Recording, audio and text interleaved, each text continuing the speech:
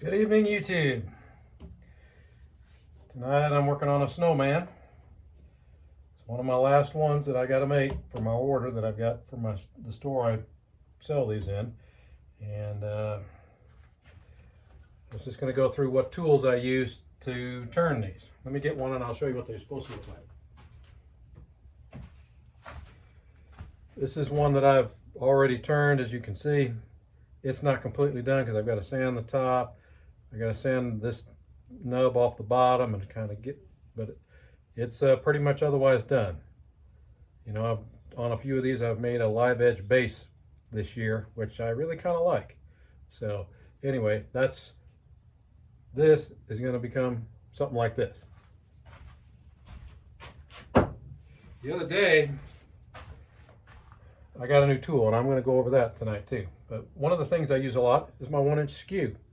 Now, this is just a basic Benjamin's Best skew. Came in a set that I bought off Amazon when I first started turning, and it's just regular high-speed M2 high-speed steel, and it's worked out pretty well. It used to be about that much longer, but as you can see, I've been using it. And I also use my 1/2-inch skew. This is what I use also to make my dovetail on my tenons. You can see there's an angle there, and that's just about the right angle. What is the angle? I don't know, but it works for me. Another tool that I use is a parting tool, just a standard, I don't know, 3/16 inch parting tool. Again, all of these are Benjamin Best tools out of the set. I've done a review on the set years ago, and I've been pretty happy with it. So another tool I use is this 1-inch spindle roughing gouge, and that's what I'll probably start out with, is this to knock the bark off and the other nubs and what have you, and then I'll smooth things out with the skew. And I try to force myself to cut the balls sections of the body with my skews just as for skew practice. This is a 3/4 inch spindle rough and gouge that I also use. And then the last thing I use is this homemade thin parting tool. This is just a 10-inch stainless steel chef's knife that I've ground down, and you can see it's pretty skinny, but it works great. And the other tool I use is this 1/2-inch spindle gouge.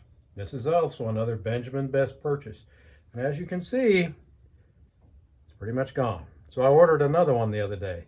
I ordered this a couple years ago after watching Tomislav Tomaszek and Richard Raffin use 1/2-inch spindle gouges to rough down their bowls. And they used it all the time, and it was their main tool. My main tool has always been a bowl gouge, like this one. Well, I decided to try it after watching them, and I'm not as good at doing it as they are, but as you can see, I've used up this almost entire thing here. So I ordered another one. Well, this time I bought a better quality one. I only paid like 25 bucks US for this. So I ordered another one the other day from Craft Supplies USA, and they sent it out, and here it is. It's a Henry Taylor. It's a 1/2-inch bowl gouge, spindle gouge, excuse me. And I'm just going to get it out for you because tonight we're going to use it. And it's got a nice little tip cover on there, but this is a M42 high-speed steel, which is supposed to hold its edge longer. Don't know if you can read the label, but there it is. Henry Taylor Tools, M42 Stay Sharp high-speed steel. Anyway, it's got a little bit more substantial handle than my Benjamin Best one. You can see they're about the same length. You know, the Henry Taylor's a little longer, but it's a little fatter in here, and that feels good. This is kind of skinny for my hand. Your mileage may vary though, depending on your hand size.